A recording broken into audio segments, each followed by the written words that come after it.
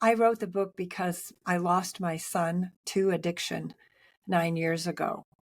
And I found that as more I thought back over our many, many years of living through his addiction, that we have learned a lot of things that might help other people and give them tools if they end up in the situation that we found ourselves. When we started, I knew nothing about addiction, and I think my son didn't either. And so we made a lot of mistakes, and we tried our best, but we made mistakes that I hope others might avoid. What a wonderful gift to the world to be able to share this story and help people know how to navigate walking through the experience of having a child that is undergoing substance use disorder. Thank you. Thank you for this gift that you're giving us. Let's talk about some of the main messages that are in the book. Well, one main message is that it humanizes addicted people, people with substance use disorder. In other words, when you see that person, you may just notice the behavior, which usually is not pleasant. Behavior of lying, deceiving, not being trustworthy, not showing up when they are supposed to. And instead of looking at that, we need to humanize the addicted person as a person with a terrible disease who is suffering from this, and these behaviors are the symptoms of the disease. They don't indicate a flawed character, a moral failing. Right. They don't indicate bad parenting. It's just that this person has a disease. And the other message, the main message, is that I believe there are things every person, every walk of life can do to fight the addiction epidemic that is sweeping our country. And I give practical, everyday solutions that I think will make a difference. Can you share what some of those solutions might be, Michele? Well, for one thing, I break down into groups of people such as parents and grandparents, school personnel, employers, leaders of faith communities, elected officials. And I think there are things that we can do. For instance, every person, whether you're, deeply involved in substance use disorder or not, we ought to take a look at our own medicine tests. That's step one. And we should be disposing of medicines we're not using. We should be locking up the ones we need to keep, even if there's simply overnight cough medicines with, some sleep component in them.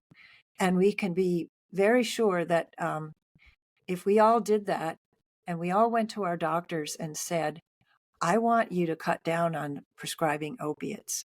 If I need them, I want the smallest number possible for the shortest time possible. I'd rather have physical therapy if I have pain, or deep muscle stimulation, or meditation, or acupuncture. I prefer not to have opioids, and I hope that you'll spread that throughout your practice.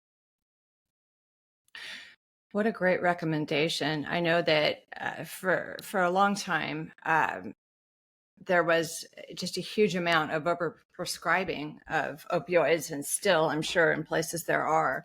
But as we gain more information about the opioid epidemic and how people have gotten just so addicted through whether they've been injured or needed some kind of pain medicine for whatever reason, how great to now bring into the conversation alternative ways of dealing with pain, and maybe starting with a smaller amount of pills in our medicine cabinet. I remember going to a doctor years ago, many years ago, early in my recovery journey, not this time through.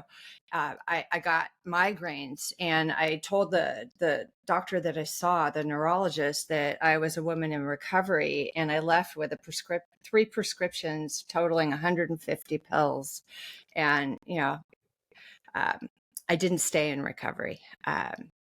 It was one of the times that I ended up relapsing, and how great it is that today we have other alternative things that we can try. And so I love this message that you're sharing. What a great practical step to include. What are some of the other steps you might have for someone like school personnel or Well, employers? okay, in schools, I believe that, first of all, we need to recognize that some students as young as 12 can be in recovery. And we need to acknowledge that and have recovery clubs that are just as viable as, say, the football team or the math club. I think we need to have that openness. I think schools need to bring in people in recovery as speakers. Now, today, a lot of schools will say, we don't want to do that because it'll put ideas in the kids' heads. Well, believe me, the children, the students already have those ideas. They're hearing about drugs everywhere. And if you bring in a person in recovery, you're not going to put ideas in their head. You're going to give them the counterpoint, the other point of view, that drugs are not fun. They're not wonderful. They don't expand your horizon. They trap you. And the other thing I think employers can do is there's a big push now in the Department of Labor for something called recovery ready workplaces or recovery friendly workplaces. And Mhm. those are workplaces that have an open door where employees can come in and say, I have a problem. I have the disease of substance use disorder. I need help. There should be openness. There should be the ability, once people are in recovery, to have AA and NA meetings at the workplace at lunchtime. And I also believe that company functions should never be wine tastings or pub crawls.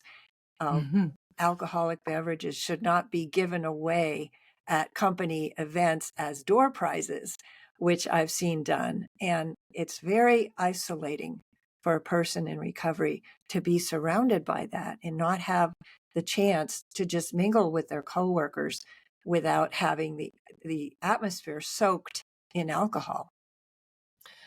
Absolutely. And on a recent podcast, I believe we also spoke to this a little bit and talked about like having options of, nice but alcohol free, um, like mocktails available for your employees that are in recovery. So it's not just water or coffee, but that there's actually another beverage that's there that you've thought through to provide for people that might, for whatever reason, not be drinking. Super important to include that. And we've seen a number of employers that are starting to do this work to become recovery friendly workplaces. And it's just makes such a difference, I think, for people that are working there to have a place, where they can gather with other like-minded people and to be supported and be able to speak about what's going on with them and talk about maybe some help that they might need, as opposed to not doing so, which takes me to another part that another point that you write about in your book about stigma and shame. Right there just is so much, whether we're a person actively in our substance use disorder or in recovery, especially in early recovery, when we're starting to think about letting people know or letting our employer know, and family members of people that are actively using, or maybe as you have, losing a child. There's just such shame and stigma attached. And what do you, how do you talk about that in your book? Well, shame and stigma, you're right, Heather, are horrible barriers to recovery. First of all, it prevents people from seeking help in the first place. They're trying to manage this unmanageable disease on their own without telling anyone because they're ashamed. And our society reinforces that, of course. And then they keep it a secret. And as you know, there's an expression in Alcoholics Anonymous, you're only as sick as your secrets. And that is very true. And so Mhm. we have to be able to come out and say, this is a disease. If a neighbor of yours or their child has addiction going on in their family, usually they'll hide it. but they wouldn't hide it if the person was suffering from cancer, Right. or if the person had been involved in an auto accident and was home recovering. They would say, "Oh, can I bring you dinner? And Right. let me let's talk. I know you must be feeling stressed." And we don't do that when a person, a neighbor, a friend has addiction. We shut down, and we shouldn't, because the parents, the rest of the family is very stressed. They need to talk. And they're sometimes so stressed they can't cook dinner. They're Right. just so tired. And you can help, and you can be a part of that solution by breaking open the secretiveness and say, "I'm with you. I want to share what you're going through."